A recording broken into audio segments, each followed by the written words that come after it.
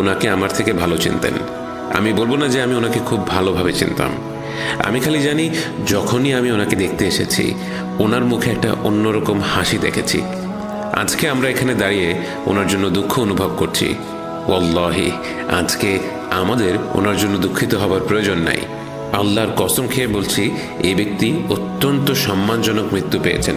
আলহামদুলিল্লাহ, উনি মারা গেছেন। এখন আমি ওনার প্রশংসা করতেই পারি। ওনার সামনে আমি ওনার প্রশংসা হয়তো করতে চাইনি। আমার ভাইয়েরা, আমাদের কবরস্থানে আসা উচিত আমাদের নিজেদের বোঝা দেখা উপলব্ধি হবার আশায়, আমাদের নিজেদের উপকার এবং পরিবর্তনের জন্য। আমরা হয়তো কবরের ভেতরে দেখছি আর ভাবছি বেচারা ক্যান্সারে ভুগে মারা গেল। এই ক্যান্সার আসলে ওনার জন্য সৌভাগ্য।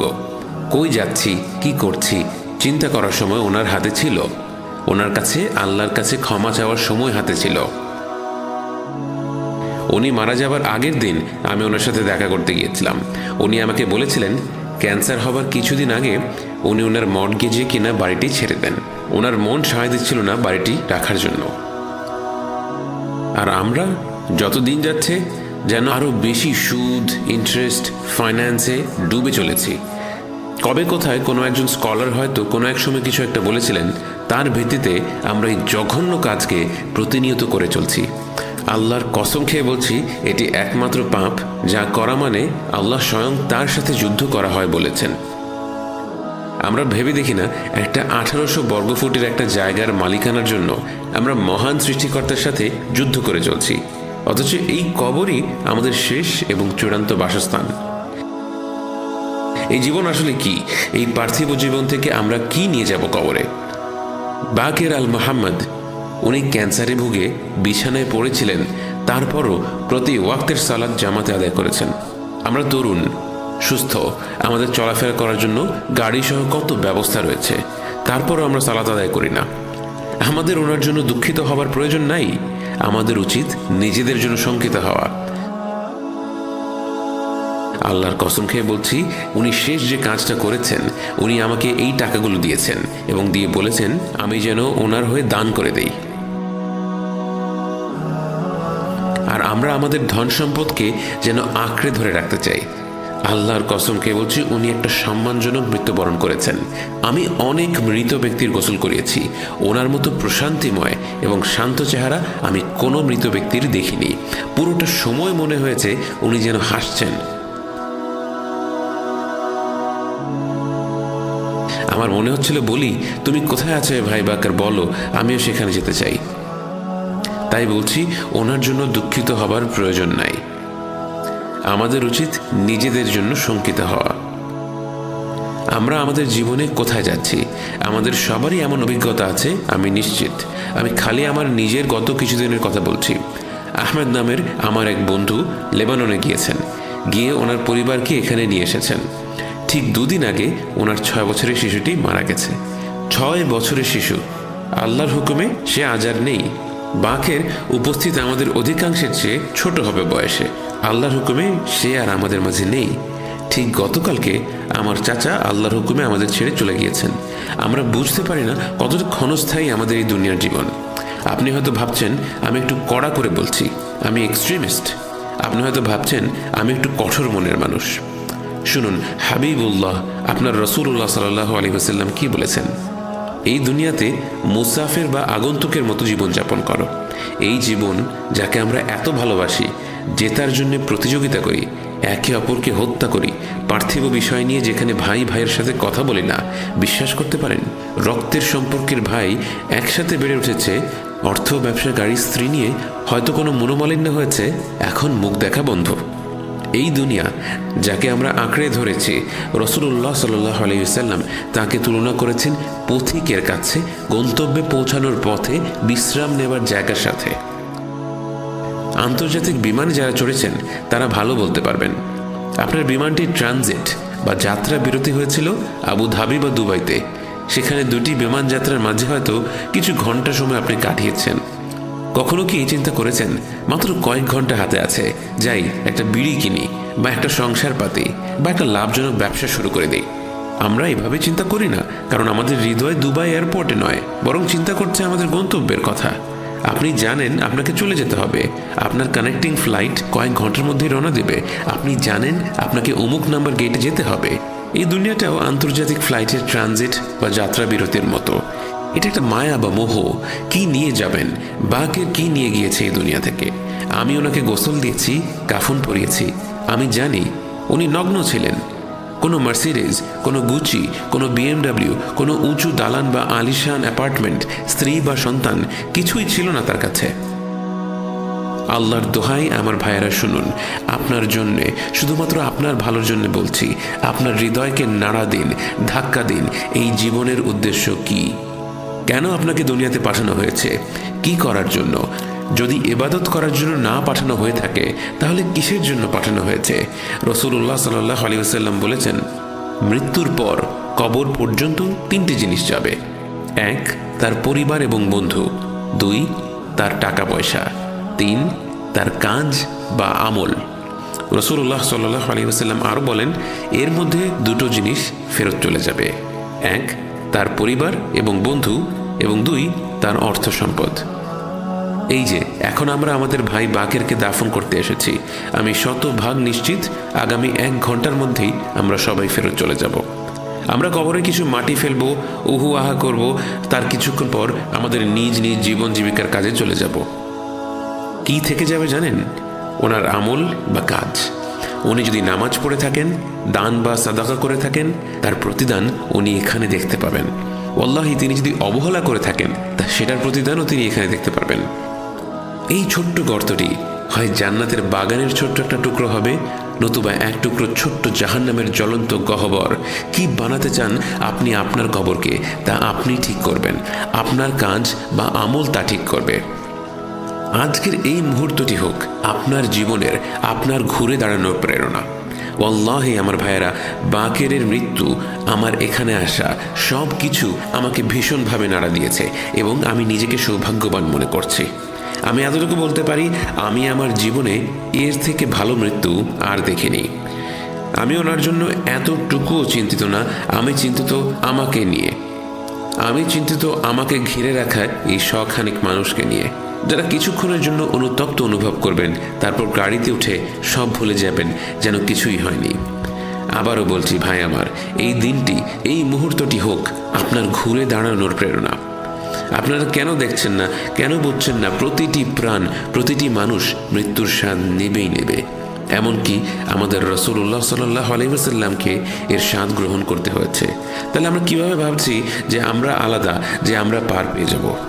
এই বিষয়টা হৃদয় দিয়ে অনুধাবন করুন, বুঝুন, তওবা করুন, আপনার প্রভুর কাছে ফিরে আসুন। আর কতদিন এভাবে চলবে? আপনার চাকরি আপনাকে অল্প কয়টা টাকা দেয়, এজন্য কত বাধ্য আপনি আপনার চাকরির বা বসের দেয়া নিয়ম নীতি সম্পর্কে। কারো ইবাদত করার আরেক মানে হলো তার বাধ্য হওয়া, তার কথা গুরুত্ব সহকারে মেনে চলা। আল্লাহর কসম, আমরা বেশিরভাগ ইবাদত করি আমাদের বসের, আমাদের সন্তানদের, আমাদের সামাজিকতার। আমরা এসব বিষয়ে যতটা গুরুত্ব দেই, ততটা গুরুত্ব আল্লাহর প্রতি দিই না। আপনার বস আপনাকে 6টার সময় আসতে বললে আপনি 5:50 সেখানে চলে যাবেন, কারণ আপনি দেখাতে চান যে আপনি অন্যদের থেকে আলাদা। কিন্তু আল্লাহ যখন আপনাকে ফজরের নামাজের জন্য 4:30টার সময় যেতে বলেন, তখন আপনি ভাবেন, আসলেই 4:30? এত সকালে উঠবো? এই ভোরবেলা রেডি হয়ে বের হয়ে মসজিদে যাব? পাগল নাকি? আপনার চাকরি আপনাকে 1000 খানেক টাকা দেয়, আর তার জন্য আপনি ঘন্টার পর ঘন্টা রাস্তায় কাটিয়ে মিটিংয়ে যান। আর আল্লাহ যে আপনাকে তৈরি করেছেন, লালন পালন করেছেন, আপনার জীবনের যত আশীর্বাদ সবই তাঁর দেয়া। আপনার হৃদয়ের প্রতিটা স্পন্দন তার অবদান, আপনার প্রতিটা নিঃশ্বাস তার আশীর্বাদ। এমনকি যখন আপনি প্রতিনিয়ত পাপ করে যাচ্ছেন, তখনও আল্লাহ আপনার হৃৎপিণ্ডকে বলেন, তুমি থেমো না, আমি তার বিষয়টা পরে দেখছি। আপনার জীবনে না আছে নামাজ, না আছে রোজা, না আছে কোরআন, বোনদের না আছে হেজাব। আল্লাহু আকবার! কি করছি আমরা? অথচ অল্প কিছু টাকার কারণে বসের জন্য গাধার মতো পরিশ্রম করছেন। দুঃখিত আমার ভাষার জন্যে। আচ্ছা আমাকে বলুন তো, কি হবে আল্লাহর যদি আপনি নামাজ পড়েন বা না পড়েন? আল্লাহ কি তার জন্য আপনাকে নামাজ পড়তে বলছেন?